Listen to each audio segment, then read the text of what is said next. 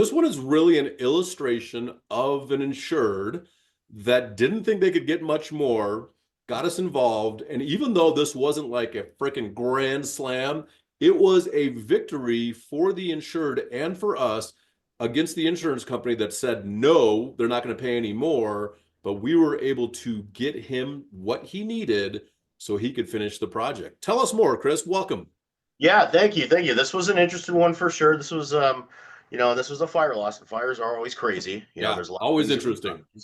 Yeah, and this was actually new build of apartment complex, and it was during the actual new build. Guess what? There's some vandalism that took place, unfortunately, and burned the whole building down. So, Whoa. um, yeah, pretty crazy actually. Yeah, So, that's one hell of a yeah, vandalism. and this one is so unique, and this is why you know, general contractors who are kind of doing their own work should get us involved in the very beginning because this Definitely. particular insured also is a general contractor for another company.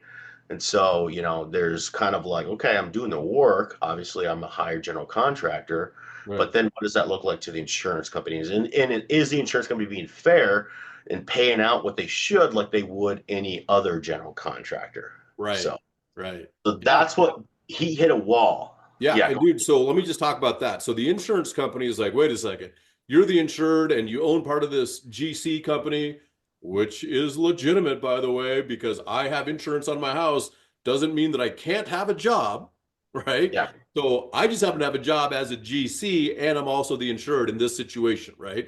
And so the insurance company kind of felt like, oh, wait, what are you doing here? Like, are you being legitimate? Are you being reasonable? Are you being fair with us? And then ultimately they were super unfair with him as we found out. So continue on, Chris.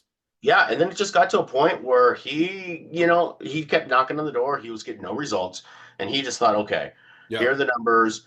I don't think I'm ever going to get this at all. And so he just sat down and was like, I don't think it's done. It is what it is. But then, he reached out. Actually, this is someone I believe we mutual connections with. But anyways, Right. long story short, reached out to us. We took a look at it, and we're like the first thing I noticed that they're actually getting a discount using him as a general contractor than they would another Yeah. company. Dude, that's That's the that's a great crazy point. part. I remember that. So we started like estimating it on our own and we're like, this should be like 25 to 30% higher based on the Uh, estimating software that the insurance company uses that this contractor GC wasn't using because he's got his own subs and he's just like, hey, I know what this is going to cost. He's a GC, he's an expert. I think he's been doing this 25, 30 years. I can't remember exactly, but he's an older gentleman, so he's been at it for a while.